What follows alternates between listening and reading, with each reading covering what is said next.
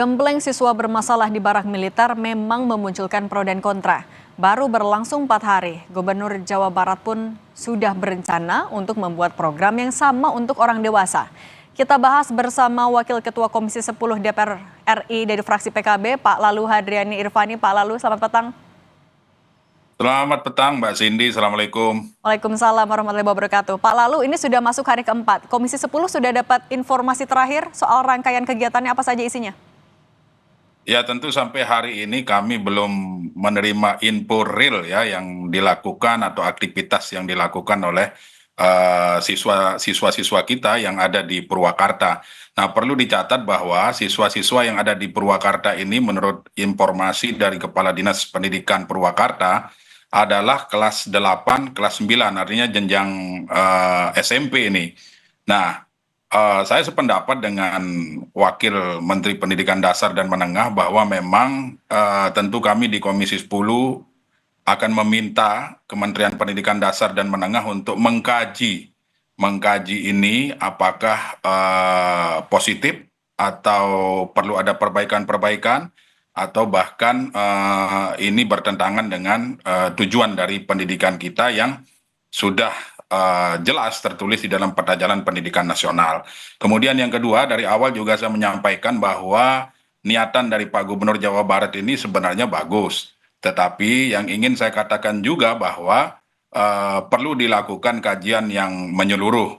Nah, di beberapa kesempatan Pak Deddy Mulyadi juga menyampaikan sudah melakukan kajian, sudah mengundang para guru, sudah mengundang kepala sekolah. Sehingga hari ini yang menjadi pilot projectnya adalah di Kabupaten Purwakarta. Tetapi dari vlog terakhir yang beliau sampaikan bahwa situasinya anak-anak di sana bergembira, senang dan sebagainya.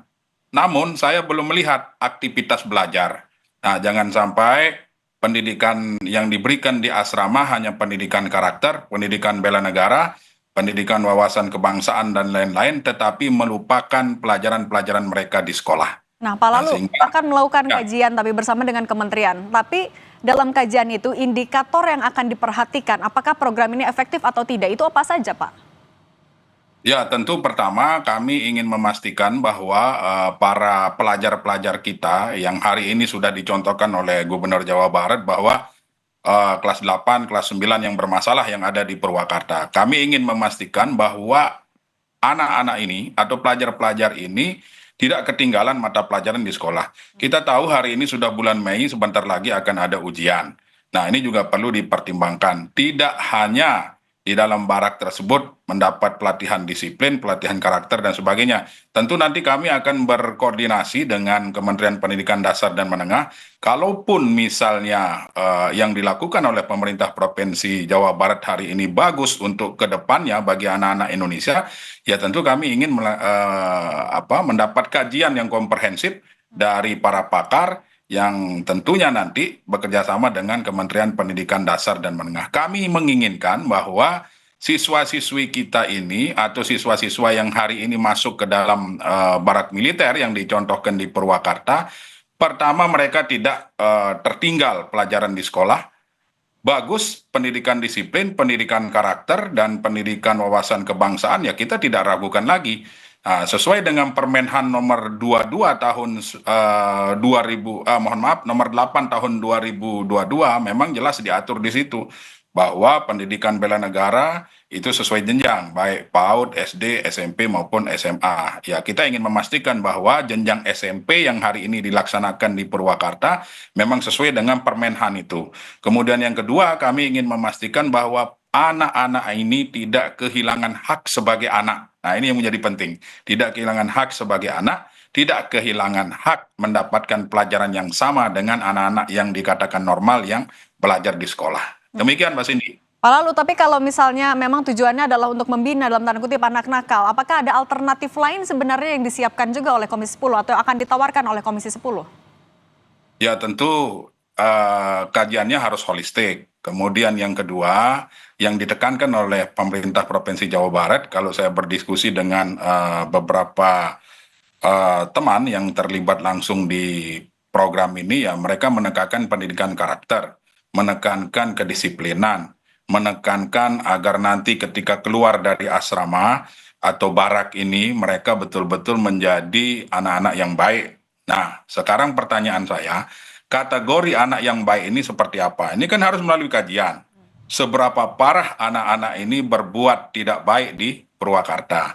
Kemudian kategori anak-anak ini tidak tergolong nanti ke dalam anak-anak yang tidak baik, itu juga perlu mendapat kajian yang betul-betul komprehensif.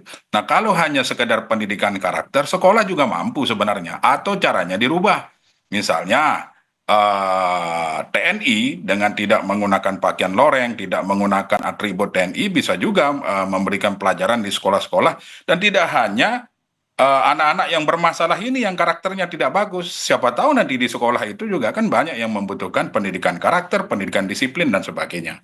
Nah, kalau misalnya Pak Gubernur mengatakan orang tuanya menyerahkan, ya iya, sah-sah saja, bagus. Tetapi saya berharap bahwa 3 pilar pendidikan, yaitu rumah, kemudian sekolah, dan masyarakat, itu harus dikedepankan terlebih dahulu dengan tidak menghilangkan hak-hak anak atas pendidikan dan bermain, kemudian bergaul dengan lingkungan di Sebagai sekitar. anak ya.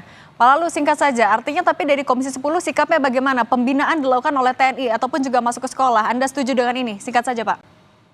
Ya, setuju dengan catatan dilakukan kajian yang lebih mendalam dan tidak meninggalkan hak-hak anak untuk mendapat ilmu pengetahuan, untuk mendapatkan belajar sebagaimana anak-anak normal yang ada di sekolah masing-masing. Baik, Pak Akan Lalu. meminta Kemdikbudrismen untuk melakukan kajian. Oke, Pak Lalu, terima kasih Wakil Ketua Komisi 10 DPR fraksi PKB. Terima kasih, sehat selalu Pak Lalu. Terima kasih, Mbak Cindy. Assalamualaikum. Waalaikumsalam.